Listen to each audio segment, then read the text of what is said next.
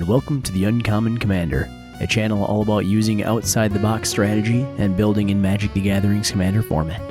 Before we start up, I'd like to ask you to gently tap the like and subscribe buttons on your screen if you enjoy what you see here today, so that you can help this channel grow, and so that you won't miss our future content.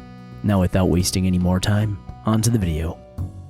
If you're watching this, then you're watching my very first YouTube video.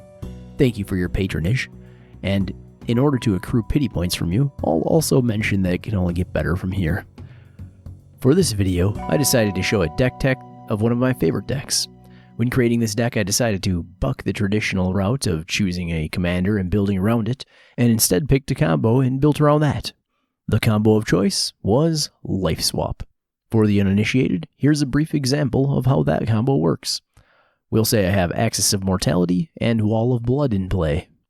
Axis of Mortality swaps players' life totals at the start of your turn, and Wall of Blood can be used to pay life in order to pump the wall's power and toughness. We can actually pay that one life as many times as we want, whenever we want, so we do it as many times as it takes to get us to one life right before our turn starts. Then our turn starts, and we swap life, leaving some other sucker with one life, not us. That sucker is probably the Tristani player. At this point, especially if they're playing Tristani, you'll want to ping them or swing at them for 1 damage and finish them off. The typical go-to commander for this combo is Selenia Dark Angel. We don't do things the typical way here though, so naturally we looked for a different commander. I really wanted a commander who would have synergy with the deck but not be the main engine of the deck, which in theory should make it a more durable deck, as it can't be shut down by simply removing its commander. To this end, I went with Licia Sanguine Tribune. She is a legendary vampire soldier with First Strike, Lifelink, and an ability where you can pay 5 life to give her 3 +1/+1 counters. So she has a life loss ability, a life gain ability, and can pump out commander damage quickly for an alternative win condition. She does cost 8 mana to cast, but also has an ability that allows you to pay 1 fewer generic mana for each life you've gained this turn, which means you're often casting her for just 3 mana. The red in her color identity also gives us the ability to put some very fun cards into the deck that don't get to see play in most life swap decks. Now that we've seen that exciting legendary creature, let's talk about boring stuff. Ramp spells. We've only splashed red in this deck, but I think we all know how terrible it feels to have your rare red card and no red mana available with which to cast it. So I've made sure to address that by including plenty of color in our ramp. First up, we have the Signets, Boros, Orzhov, and Rakdos. These require paying mana into them to activate, but are cheaply costed at 2 mana. Next, we have the Talismans, Conviction, Hierarchy, and Indulgence. As a small bonus, the life loss in these talismans actually feeds into our game plan, turning a drawback into something like a gain. Moving away from Artifact Ramp, we have some more artifacts, but these ones search for lands: Burnished Heart, Solemn Simulacrum, and Wayfarer's Bauble. Another bonus, the Sad Robot will draw us a card when he dies. Now we have even more artifacts, but these ones only tap for colorless mana: Mind Stone and Worn Power Stone. That's right, no Soul Ring here. Worn Power Stone does the same thing but more slowly, but only costs $1 and not 4. This isn't meant to be a budget deck, but sometimes I like saving 75% of my money instead of 0% of it. Now that we've ramped, it's probably a good idea to use it to cast spells, but sometimes I run out of spells, and my ramp just sits there until somebody blows it up. I don't like that, so I decided to put a few card advantage spells in the deck. We've got 3 sorcery spells that draw us cards: in Night's Whisper, Sign in Blood, and Read the Bones. As a bonus, Sign in Blood can target any player, meaning you can target yourself to lose life and draw cards, or if someone is at 2 health or fewer, which only reliably happens in, say, a life swap deck, you can kill them with it. Following those, we have our only instant spell that draws cards, and it's only conditionally an instant, but it is a doozy. Necrologia is its name, and it allows us to pay any amount of life to draw that many cards, but must be cast at the end of our turn. This is cast before the cleanup step, so you will have to discard down to the 7-card maximum hand size, unless you found a way around that. We also have some recurrent card draw in the way of enchantments: Arguel's Bloodfast, its older cousin Greed, and Nihilistic Glee. Arguel's Bloodfast can also flip if we're at 5 health or fewer at the start of our turn, which will turn it into a land named Temple of Aclazats that lets us sacrifice a creature to gain life equal to that creature's toughness. One more use for Licia. A couple of cards that let us draw more cards, but only conditionally, are Alhammarret's Archive and Villis Broker of Blood. Alhammarret's Archive condition is that we already be drawing extra cards, and Villis requires us to lose life in order to draw cards. Additionally, Alhammarret's doesn't just double our card draw, it also doubles our life gain, which can be very nice. And Villis is just really big, and can slowly remove things by handing counters out. Well, that was our fuel. Now, let's talk fire. Or playing with fire. But by which I mean bringing our life total very low to the point that a fly landing on us would mean fatal hemorrhaging. I mentioned Necrologia already, and there are some other cards in here that also let you take your life total down to critical levels. Necrologia is our most fiery one due to its timing restrictions, but there are some slightly safer alternatives. Soul Channeling and Unspeakable Symbol are both enchantments with differing benefits given for the life that you're paying. One will keep your creature alive, the power of regeneration, and the other will pump your creatures up with the power of being Lord Voldemort. We also have creatures that lose us life, like Wall of Blood, Doom Whisperer, and Molten Steel Dragon. Doom Whisperer in particular is nice, due to his ability to search your library frantically for combo pieces. Finally, we have Evra, Halcyon Witness. Rather than paying life, we pay 4 mana, and her power and our life total switch places. She can be useful for bringing your life total down to 4, or she can combo with several other pieces in the deck that trigger when you gain life from her lifelink keyword. And now we have that which we desire, the win. Condition. We've brought our life total low, and now it's time to force that life total onto somebody else. During our upkeep, Axis of Mortality and Magus of the Mirror can be activated to swap life totals with another player. Axis of Mortality is the more flexible of the two, as you don't have to be one of the players that switches life totals. It's also got great art. Next, we have 2 cards that can be used outside of your upkeep, in Soul Conduit and Reverse the Sands.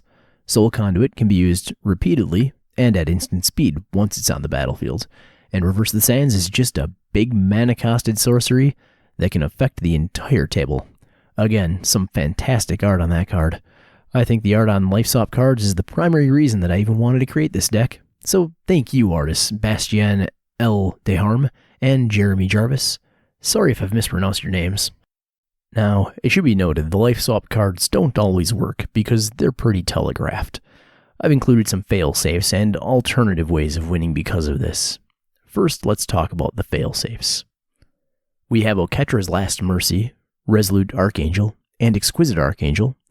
All of these can reset our life total to 40. The biggest downside is that none of them are instant, and 2 of them have huge conditions attached to them, though the Archangels do have pretty decent bodies with flying, and Oketra's Last Mercy doesn't cost much mana. We also have Children of Corliss, Tainted Sigil, and Gonti's Machinations. These can act as fail-safes at instant speed, and are also really nice combo pieces for other cards in the deck, as they can gain us a ton of life in a single burst. Gonti's Machinations also can be a finishing spell if you get your opponent's life totals to 3 or less. Now you've seen that this deck can gain lots of life in short bursts, which is cute. I don't like doing things because they're cute, though. I like doing things because I can kill people with them. I mean in Magic the Gathering, not in real life. Forget it. Here's how we can kill people by merely gaining life. First up, we have Vizkopa Guildmage, Sanguine Bond, and Defiant Bloodlord. These cards love when we gain life, and they make our opponents hate it when we do. Sanguine Bond and Defiant Bloodlord are static effects, while Vizkopa Guildmage needs to be activated at the cost of 3 mana, but I actually prefer the Guildmage. The reason for this is because she hits each opponent, not just one of them. Another way to weaponize the life gain is through Cradle of Vitality.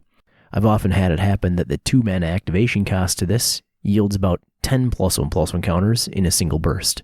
It can be fewer than that, but is often many, many more. Some of the cards in this deck are purely in here to combo with other cards, and with our fluctuating life totals. Among these we have Tainted Remedy, Exquisite Blood, and Greven, Predator Captain. Tainted Remedy allows our life swapping to damage opponents, even when they're receiving the higher life total. Exquisite Blood is part of a 2-card infinite combo with the Sanguine Bond effect cards, and I hate myself for including it because in casual EDH 2-card infinite combos are stupid. Greven is super fun in this deck because he can turn sideways and do tons of damage whenever we pay life. We also can sacrifice Licia to him in order to gain a ton of card advantage. Perhaps the best combo piece in this entire deck is Repaying Kind. It costs a ton of mana, and by a ton I mean 7, but when it resolves it sets all players' life totals equal to the lowest total at the board. This can be used in several interesting ways in this deck, but the main use for it is setting our own life total low, and then setting everyone else's life total equal to it. Players are a lot easier to kill when they're at 2 life instead of 40. All decks have their weaknesses, and this deck's weakness is in its removal, or more specifically in the small amount of removal cards at its disposal. The removal cards it does have are highly versatile and quite powerful, as should be expected from a deck that runs white and black. Why kill when you can exile? For this we have Swords to Plowshares, Anguished Unmaking, and Utter End. Unfortunately, Swords to Plowshares only works on creatures, but it also only costs a single white mana. The other 2 work on anything that isn't a land, and are awesome because of it. We also have Hide and Seek available. The hide portion of this card doesn't exile, but instead puts an artifact or enchantment onto the bottom of its owner's library. Usually this means it's as good as exiled. Usually. Seek, meanwhile, allows us to search for an opponent's library for any card we hate and exile it. Oh, and you get to gain life equal to that card's converted mana cost, which can feed into our game plan. See you later, Emrakul. Declaration in Stone and Font of Agonies are both great creature removal. As an addition, Declaration can act as a board wipe to tokens. Font of Agonies builds blood counters quickly in this deck with how much life we're paying. If we pay the 5 life that Licia requires in her ability, we put 5 blood counters on Font of Agonies, which only really requires 4 blood counters and 2 mana available to blow up a creature. This can turn into a soft board block if it's not removed, and if we have cards in play that let us pay life. Some removal that would be better labeled as a board wipe would be Winds of Abandon, Chandra's Ignition, and Fumigate. I will almost always cast Winds for its alternate cost, making it a one-sided board wipe. Chandra's Ignition should be targeting Licia most of the time, who will gain you tons of life through her lifelink ability, and blow up the entire board in the process, except for herself, of course. Fumigate is simple. It destroys the creatures, gains you life, and can let you ramp Licia back onto the board by gaining you that life. Now, let's move on to some utility cards that we can really sink our fangs into. First up is our lone tutor for the deck, Diabolic Tutor. It doesn't cost much money, and it finds any card we need, at the cost of 4 mana, which is a little too much to be efficient. But who cares? This is mostly here so we can search for combo pieces. We only have 4 life swap cards in the deck, so I consider this the 5th.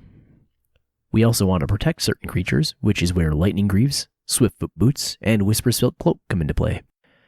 As a bonus, the boots give haste, while the cloak makes Licia, Evra, or Greven unblockable. Because the only thing worse than losing 30 power Evra or Greven to removal is losing one of them to 5/1/1 squirrels that are blocking them. Tainted Strike does some heavy work when combined with the 10 power Licia, and game-ending work if it's also combined with Chandra's Ignition.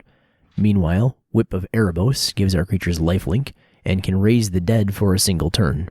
This doesn't work so well with Magus of the Mirror, but can absolutely blow somebody out with Greven, or save your life with Resolute Archangel. Now that we've had so much fun together, talking about combos that will make your friends hate you, let's slow things down, get a little boring again, and talk about land cards. We'll start with colorless utility lands. First up we have Handwear Battlements and Rogue's Passage. Battlements is here to give our creatures haste, and Rogue's Passage to make them unblockable. We also have Radiant Fountain and Reliquary Tower. Radiant Fountain can help us ramp out Licia, effectively being worth 3 mana the turn it comes out, if you're using it to cast her. Reliquary Tower is there to give an infinite hand size. I did mention earlier that we can end up drawing a ton of cards at once with Necrologia, right? Well, we can. We also have Ghost Quarter and Tectonic Edge, because sometimes people play Maze of Ith, and I hate it. And sometimes other people enchant their lands so that they end up tapping for 15 mana each turn. We have to deal with that. We do also have a utility land that taps for black mana. It's Bojuka Bog. Every deck should have a little graveyard hate, When you're missing your land drops, it's tempting to put this one down a bit early, but try to hold off if possible, as it can demolish a graveyard deck if timed correctly. For color fixing, we have Evolving Wilds and Terramorphic Expanse. Both can be sacrificed to put a basic land onto the battlefield tapped, allowing us to find lands that tap for the colors of mana that we're currently missing. We also have the Guild Gates, Boros, Orzhov, and Rakdos. So, full disclosure here, I forgot to buy my land base when I purchased this deck, and that's why I have Guild Gates in here. In budget deck building, I use Guild Gates a lot, but this is not meant to be a budget deck. If you want to upgrade the land base of this deck, this is where you should start. The good news is that I did have some better lands in my binder as well. Luxury Suite and Temple of Triumph were both hanging out in there, and both are notably better than the Guild Gates. For our basic lands in this deck, we have 4 mountains, 7 plains, and 10 swamps. So that's all 95 cards for the deck. Ha, that's right, I tricked you. I left 5 cards out.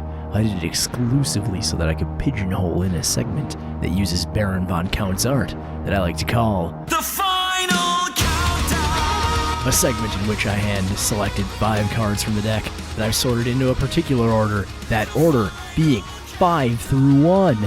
At number 5, we have a card that makes all our stupid sorcery speed combo pieces way better. It's colorless, it's land, and its name is Emergence Zone. For the low cost of paying a mana and sacrificing Emergence Zone, you can cast your life-saving Exquisite Angel as though it had flash, saving your life and damning those who thought they had you dead. And what do you know, we've all been told that Channel is a good card. In fact, we've been told it's so good that it needs to be banned. And it is banned. Well, now you've got your own crappy version of Channel and a card that may be the 4th best card in this deck or may just be numbered 4 arbitrarily. Treasonous Ogre. With this big ogre, you can pay 3 life to ramp a single red mana, and you can do it repeatedly. He also has a bonus ability of Dethrone, making him a fairly good attacker in his own right. Speaking of paying life to get highly important resources, an ability that Wizards of the Coast themselves say is completely broken, I introduce another broken version that nobody seems to play. At number 3, we have Bolas's Citadel. It is expensive to put down on the table at 6 mana, 3 of which must be black, but once it's on the table, you'll love it. All you need to do is look at the top card of your library and pay life over and over until you've won the game. Ignore its sacrifice ability, that's useless in this deck. The worst thing about this card is running into a land, so, if you've got a Sensei's Divining Top, this would be an excellent time to use it. Things start getting very juicy with the number 2 card in this deck. It's powerful and versatile, except that it's actually conditional and easily stopped. That card coming in at number 2 is Phyrexian Purge. The condition is that you have at least 4 life, and it can be stopped via counterspell, indestructibility, hexproof, or shroud. That sounds awful, but look at the art. Also, I've never lost a game after casting this card. It's completely one-sided, highly selective, and look at that art! And now we move on to the number 1 card on the list. It's also, however, probably the best card in the deck. Unlike Phyrexian Purge, I have lost some games after casting this card, but I have never lost a game after casting this card while also using it in this deck. It synergizes with Licia, with our card draw, and with nearly all of our combo pieces. Your opponents will regret leaving it on the table. Venser will be upset with you, but when it's the best book in town, you gotta read it. It's Venser's Journal. Several are the games where I've gained 12 life per turn while having 12 cards in hand and casting Licia repeatedly for 3 mana thanks to this card. At one time I nearly cut the card, but then I decided to play a game with it, and realized I will never cut it. Never again, and neither will you, because it's number 1.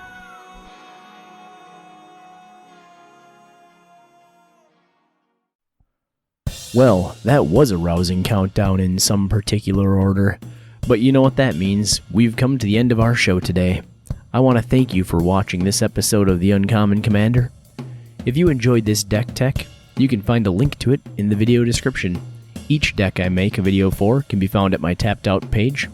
Again, if you enjoyed the video, and I hope you did, please click on the thumb up icon on your screen and subscribe to the channel so that you won't miss our future content.